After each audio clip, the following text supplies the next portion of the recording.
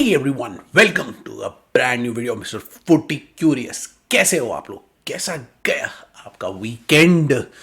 बहुत सारे मैचेस हुए, बड़ा टाइटल डिसाइडर भी हुआ और कुछ और मैचेस भी हुए। तो चलो बात कर लेते हैं उनकी। और हाँ, आज और कल प्रीमियर लीग कह रहा हूँ, चैंपियंस लीग के 4 गेम भी हैं, उनकी भी बात करते हैं। तो चलो स्टार्ट करते हैं ये वीडियो।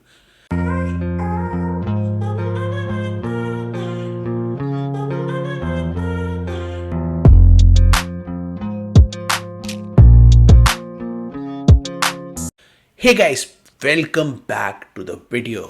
आज के इस एपिसोड में हमें बहुत सारी बातें करनी है। पहले तो जो टाइटल डिसाइडर हुआ था, चेल्सी के मैचेस हुए थे, आर्सेनल का क्या हुआ, टॉटनहम का क्या हुआ, बायर्न के बारे में, बारसा, रियल मैड्रिड, सबकी बात करनी है। और उसके बाद जो चैंपियंस लीग है उसके कुछ प्रीव्यूज भी, क्विक प्रीव्यूज आपको देने हैं। तो चलो बात करते, सबसे पहले स्टार्ट करते हैं मेन बड़े मैच के साथ, Liverpool versus Man City. Anfield में हुआ था, बहुत ही बढ़िया end to end high octane football match ये हुआ। एनफील्ड, जो आपको पता ही है, वहां पे कोई भी मैच होता है तो वहां पे क्राउड का इन्वॉल्वमेंट होता है, हर चीज का एटमॉस्फेयर होता है, सब कुछ वहां पे हमें देखने को मिलता है। और इस मैच में भी वही देखने को मिला। बहुत ही जबरदस्त मैच रहा। फर्स्ट हाफ में इन जनरल सिटी ने थोड़ा डोमिनेट किया और वो लिवरपूल भी कोशिश कर रही थी आने की और चांसेस लेने की, लेकिन ओवरऑल सिटी ने डोमिनेट किया और उन्होंने गोल भी मार दिया। लिवरपूल ऐसा लग रहा था कई जगह पे थोड़ा सा रुक रही है, थोड़ा अटैक करने में घबरा रही है, डर रही है। तो ऐसा लग रहा था कि कहीं ऐसा ना हो कि सेकेंड हाफ में भी ऐसा ही सेम मैच चले जाए और सिटी को आराम से 2 या 3 गोल्स की विक्ट्री मिल जाए। लेकिन ऑफ कोर्स लिवरपूल है, एनफील्ड है, ऐसा नहीं हुआ। दोनों teams end to end attack करने लगी और सेकेंड हाफ में बहुत ही जबरदस्त तरीके से गोल बचने लगे, क्योंकि कोई भी टीम जो थी ना, एंड में आके क्लिनिकल नहीं हो पा रही थी। दोनों साइड से अटैक हो रहे थे और सडनली सेकेंड हाफ में, जहां फर्स्ट हाफ में थोड़ा मैन सिटी का थोड़ा सा पलड़ा भारी था, सेकेंड हाफ में लिवरपूल का भारी होने लग गया और लिवरपूल ज्यादा अटैक करने लग गया। फर्स्ट हाफ में तो आपको पता ही है, केविन डी ब्रुयने ने गोल करा और मैनचेस्टर सिटी को बढ़त दिला दी, जो कि एक तरीके से बैलेंस्ड आउट थी, क्योंकि दोनों टीम्स ऑलमोस्ट बराबर सी खेल रही थी। फर्स्ट हाफ में मैन सिटी थोड़ी सी बेटर थी लिवरपूल से, लेकिन जैसे सेकेंड हाफ आया ना, तो उसका पलड़ा ना एकदम से लिवरपूल के ऊपर भारी हो गया और Liverpool were the far better team. Man city को चांसेस मिले थे, ऐसा नहीं था कि मैन सिटी को सेकंड हाफ में चांसेस नहीं मिले। मैन सिटी को भी चांसेस मिले थे, जहां पे उनके अगर प्लेयर्स चांसेस ले लेते तो गेम खत्म हो सकता था। लास्ट में डोकू को भी चांस मिला था गेम खत्म करने का, लेकिन जो दोनों टीम्स को एंड टू एंड चांसेस मिल रहे थे, उसमें से फाइनली क्या हुआ कि लिवरपूल को पेनल्टी मिल गई। लिवरपूल रिलेंटलेस अटैक कर रही थी, मिडफील्ड से कंट्रोल ले रही थी और ज्यादा पावरफुल टीम दिखने लग रही थी इनके होम स्टेडियम में एंड में। और उसका नतीजा यह हो गया कि उनको फाइनली पेनल्टी मिल गई और 1-1 से गेम ड्रॉ हो गया। उसके बाद लिवरपूल ने एंड तक अटैक अपने जारी रखे, उनको मौके भी मिले, लेकिन उन्होंने बहुत सारे मौके गंवा दिए। लास्ट में सिटी को भी 2-3 मौके मिले जो उन्होंने गंवा दिए। एक भी किसी भी एंड से क्लिनिकल शॉट लग जाता ना इधर उधर, तो आई थिंक गेम यहीं पर ही खत्म हो जाता। ओवरऑल अगर मैं बात करूं तो I think Liverpool in the and deserved it, और वो ज्यादा अपने आप को मतलब थोड़ा सा दुखी फील करेंगे कंपैरिजन में मैन सिटी के। एक लास्ट में बड़ा इंसिडेंट हुआ था जिसकी वजह से प्रॉब्लम हो गई थी, इसकी वजह से बहुत बात हो रही थी। एक पेनल्टी इंसिडेंट था जो लिवरपूल के पक्ष में जा सकता था, सिटी के अगेंस्ट जा सकता था, पर हुआ नहीं ऐसा। लिवरपूल को दूसरी पेनल्टी मिल सकती थी और लिवरपूल एंड में जीत सकते थे। ऑफ कोर्स वो जो इंसिडेंट था, अगर उसके आप रीप्ले देखेंगे तो वो पेनल्टी थी और लिवरपूल थोड़ा सा अनलकी रही।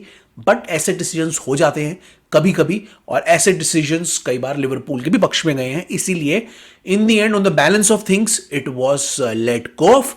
लेकिन अगर वो मिल जाता, जो कि ऑफिशियली मिलना चाहिए था, तो लिवरपूल लास्ट में जीत जाती और उनका जीतना इन दी एंड डिजर्व होता, क्योंकि सेकेंड हाफ में they were the better team.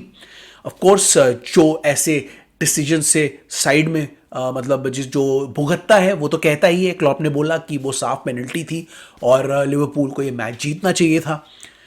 Pep Guardiola ने इसके बारे में कोई कमेंट नहीं किया, वो नहीं करते इन चीज़ों के बारे में कमेंट, और in the and match draw हो गया। और हाई ऑक्टेन इतना बड़ा गेम जहां पे बहुत चांसेस बनी, वो कहीं भी जा सकता था, किसी भी पक्ष में जा सकता था अगर लोग प्लेयर्स अपनी चांसेस ले लेते, पर किसी ने ली नहीं और गेम ड्रॉ सा हो गया। दोनों टीम की तरफ से कुछ प्लेयर्स थे जिन्होंने स्टैंड आउट किया और कुछ प्लेयर्स के लिए गेम बहुत ही खराब किया।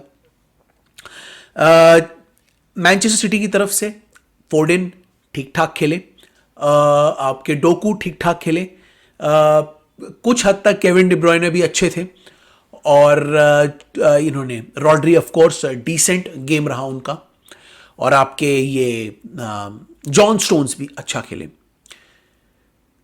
नेथन आके भी खराब नहीं थे, उनकी मिस्टेक हुई थी गोल के पेनल्टी देने में, लेकिन खराब नहीं थे। लिवरपूल की तरफ से आपके सबोजलाई ठीक ठाक खेले, हेंडो ठीक ठाक खेले, Hendo probably were the best player for Liverpool,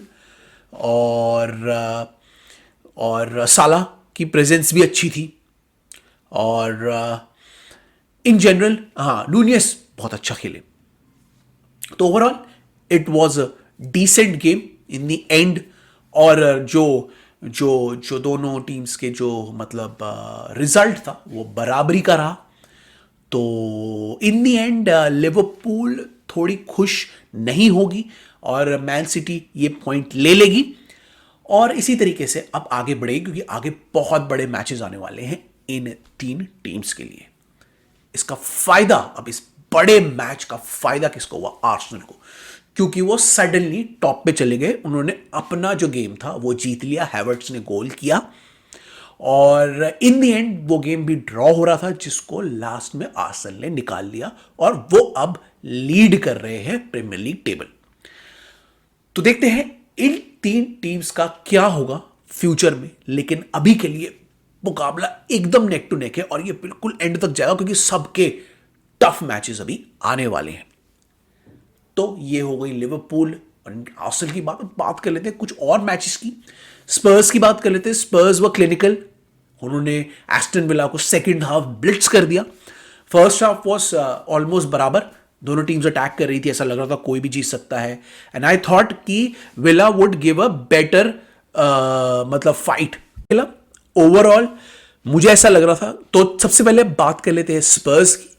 तो स्पर्स ने अच्छा खेला, बहुत अच्छा कंपटीशन दिया एस्टन विला को फर्स्ट हाफ में, और सेकंड हाफ में बिल्कुल ब्लिट्स कर दिया 4-0 से, और स्पर्स भी अब टॉप 4 की कॉन्वर्सेशंस में घुस गई है। वो भी चाहती है कि वो भी करे, अच्छा करे, और काफी अटैकिंग और बढ़िया फुटबॉल खेलती है वो, और उनके अटैकिंग डिस्प्ले का उनको फायदा मिला सेकंड हाफ में, जहां पे फर्स्ट हाफ में तो ऐसा लगा था कि दोनों टीम से कोई भी स्कोर कर सकता है, दोनों टीम्स को चांसेस मिल रही थी, दोनों ने ली नहीं, लेकिन सेकंड हाफ में Spurs were better team, Spurs were more clinical, and they got the win, और बढ़िया हुआ उनके लिए। इन टॉप 3 टीम्स के बाद अब वो ही आ गई है कंपटीशन में अपने डायरेक्ट राइवल के 4th प्लेस के लिए, एस्टन विला के लिए, और ये बहुत बड़ी जीत स्पर्स के लिए हो सकती है आगे टॉप 4 रेस में।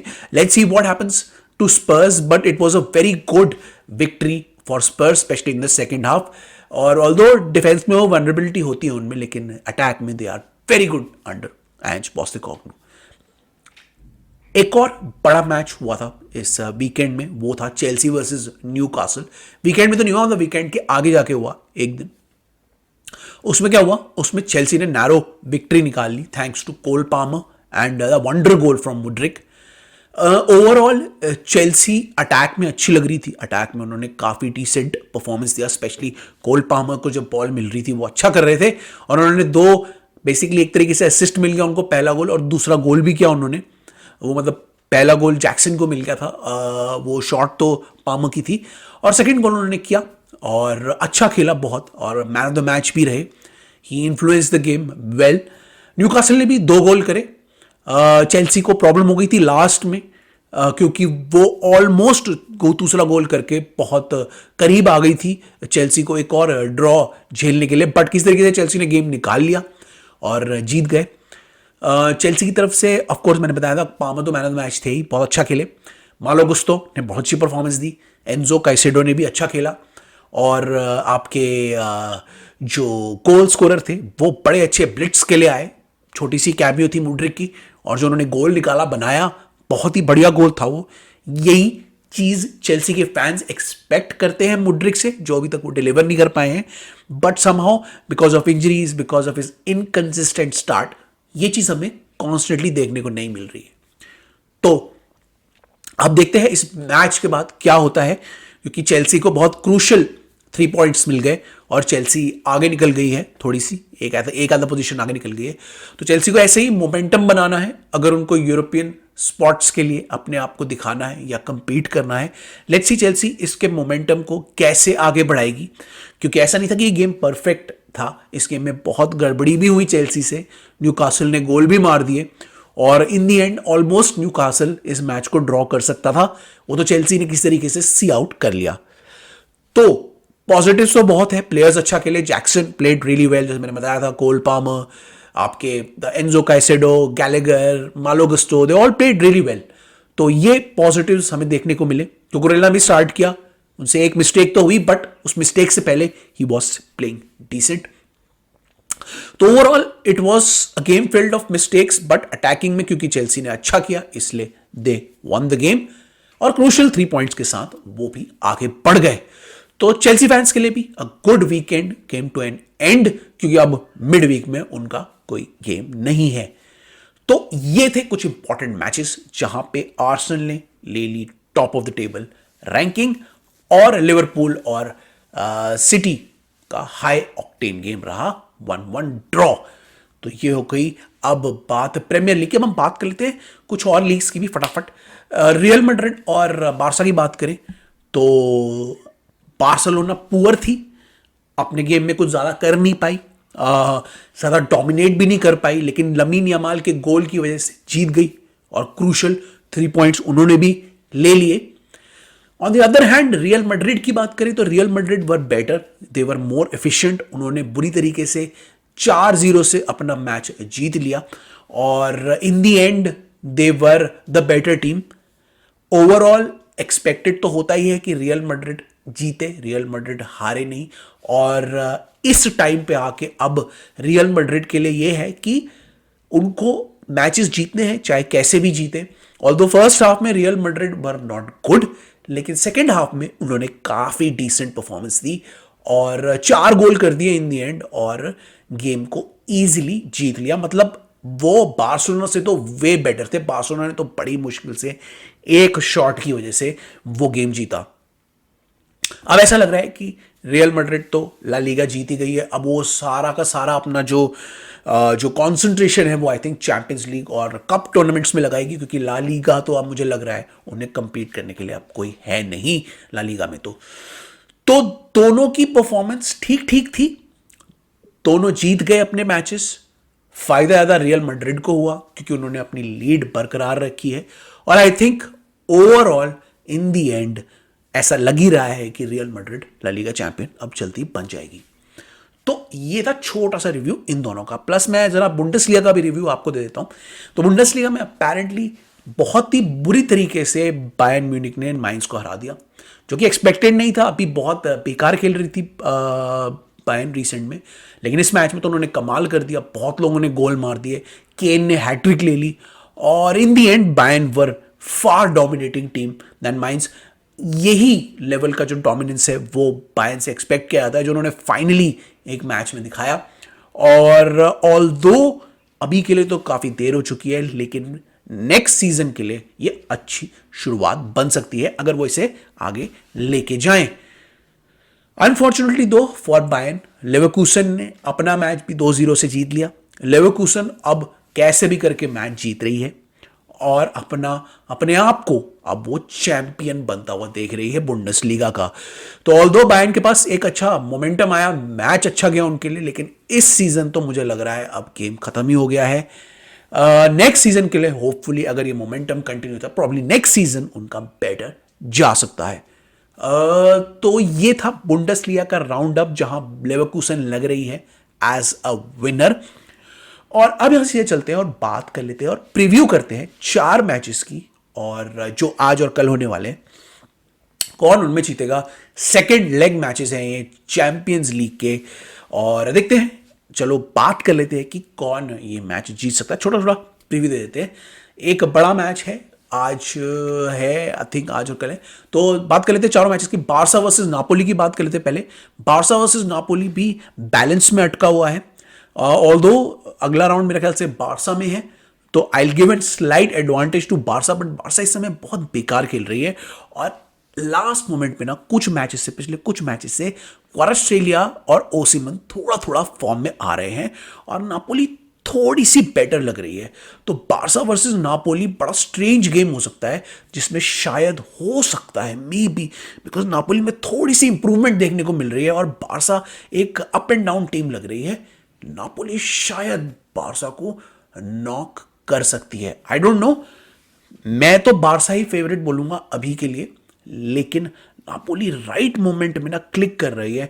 क्विशा क्वाराटसेलिया जो है ना, specially for Napoli will be the key, क्योंकि वो धीरे धीरे ना वही फॉर्म में आ रहे हैं पिछले साल वाली, जिन्होंने उनको one of the most wanted players still बना के रखा हुआ है इन द वर्ल्ड। तो let's see what happens in this one. I will give a slight edge to Barca in this one, क्योंकि बारसा के पास बेटर प्लेयर्स हैं, चैंपियंस लीग का एक्सपीरियंस है, they are a much decorated bigger team, but don't discount Napoli, क्योंकि Napoli सही time पे उनके जो मेन प्लेयर्स हैं, जो इंपॉर्टेंट प्लेयर्स हैं, वो फॉर्म में आ रहे हैं। तो अगर वो चल गए तो कुछ भी हो सकता है। Keep an eye on Khvicha Kvaratskhelia in this one.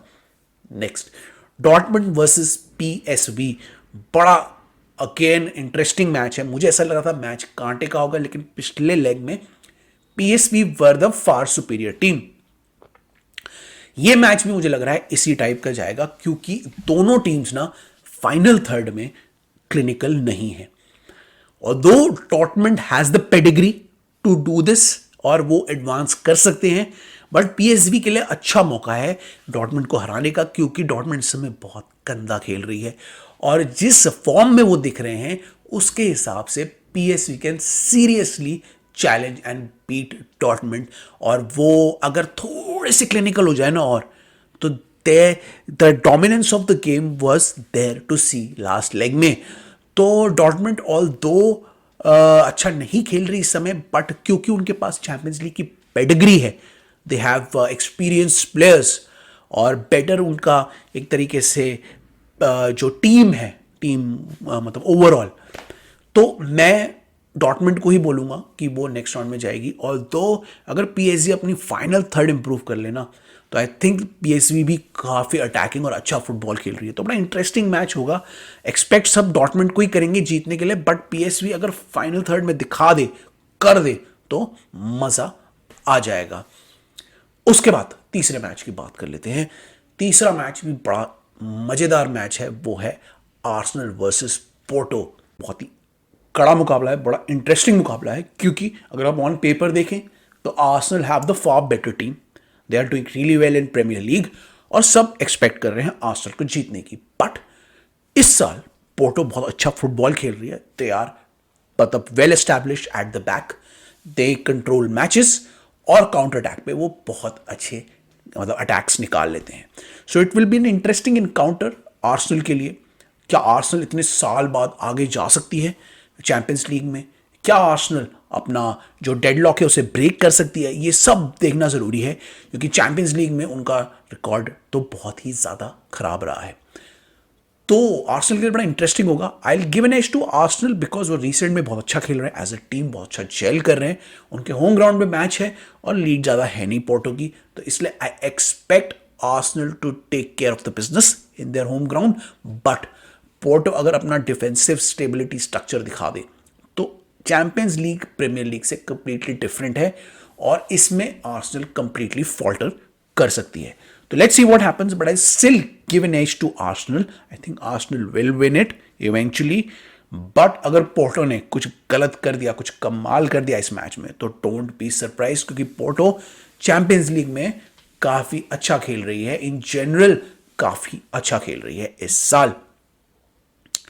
तो आर्सेनल टू विन इट, मेरे हिसाब से ओडेगार्ड टू स्कोर। तो नेक्स्ट और फाइनल मैच की हम बात कर लेते हैं, जो है इंटर वर्सेस एटलेटिको। ये मैच भी बड़ा इंटरेस्टिंग है, फंसा हुआ है, और ऑल दो इसमें Inter are the favourites overall, but ये दोनों टीम्स काफ़ी पेडिग्री की है और दोनों टीम्स चैंपियंस लीग के बहुत एक्सपीरियंस के साथ आती हैं। दोनों टीम्स के पास ऑलमोस्ट सिमिलर प्रोफाइल के प्लेयर्स हैं, गेम प्ले भी ऑलमोस्ट सिमिलर है और गेम मैनेजमेंट भी ऑलमोस्ट एक ही जैसा है।